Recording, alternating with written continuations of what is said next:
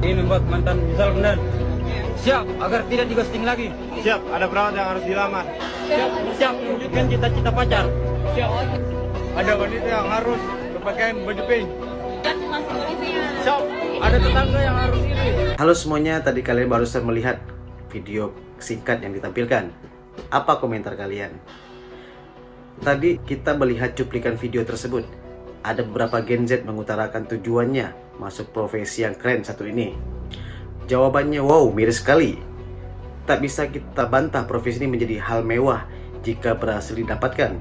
Ketika sudah mengenai seragam ini, mereka akan begitu bangganya karena sudah disematkan tulisan maupun lambang yang ada di balik dari seragam coklatnya. Namun profesi ini sering menjadi top trending di berbagai medsos akan hal-hal unik dan tingkahnya. Mengapa orang-orang yang bekerja dalam profesi ini begitu banyak diidam-idamkan kaum hawa?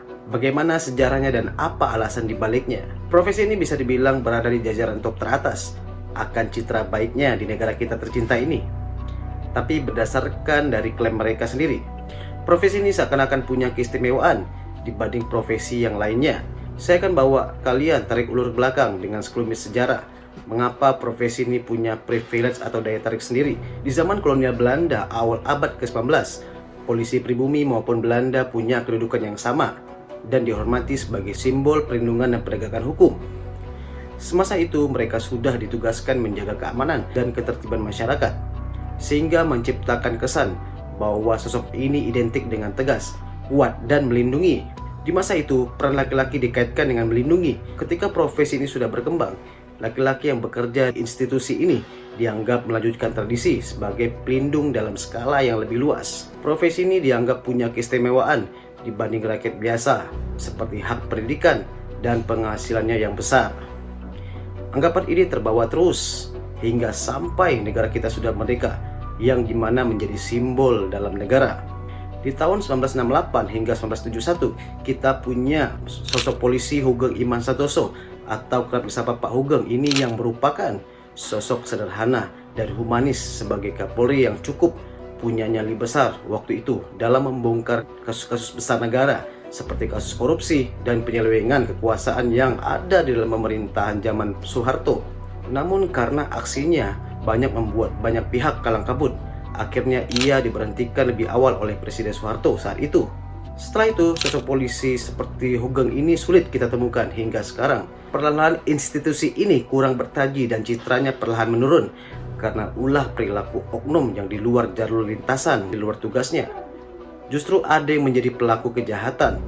Namun profesi ini tetap punya daya tarik sendiri bagi kaum hawa. Secara psikologi, karena dapat memberikan rasa aman baik secara fisik maupun emosional akan jiwa maskulinnya yang lebih dari laki-laki yang lain di luar dari profesi ini. Beberapa penelitian juga menunjukkan seragam punya andil yang begitu kuat sebagai daya tarik kaum hawa untuk meningkatkan persepsinya bahwa sosok ini punya kualitas dan dapat diandalkan dan dihormati.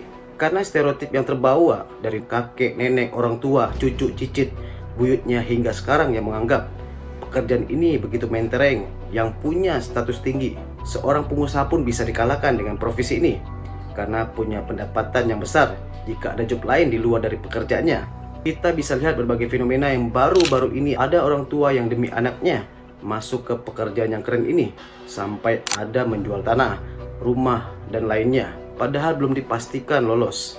Namun karena berkat tipu daya janji manis oknum dalam institusi ini, akhirnya tertunduk lesuh, tertipu hingga ratusan juta. Namun anaknya tak jadi apa-apa. Namun mengapa profesi ini tetap digandrungi banyak kaum hawa seperti bidan, perawat, maupun profesi yang lainnya? Karena profesi ini begitu bisa meyakinkan, memberikan perlindungan, dan menjadi penyelamat. Lalu dapat memberikan prospek atau masa depan yang cerah, dapat meningkatkan derajat maupun martabat keluarganya agar lebih dipandang.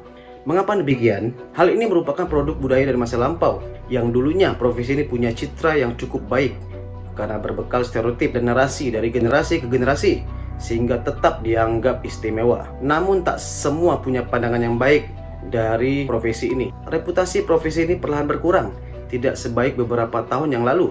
Entah karena zaman sekarang canggih, apa-apa gampang terekspos perilaku yang menyimpang dari oknum dalam institusi ini. Oke, hanya itu penjelasan singkat saya. Jika kalian suka, silakan di subscribe channel ini agar saya selalu konsisten ya untuk memberikan konten-konten yang positif yang lainnya. Terima kasih, kita bertemu pada edisi video-video selanjutnya.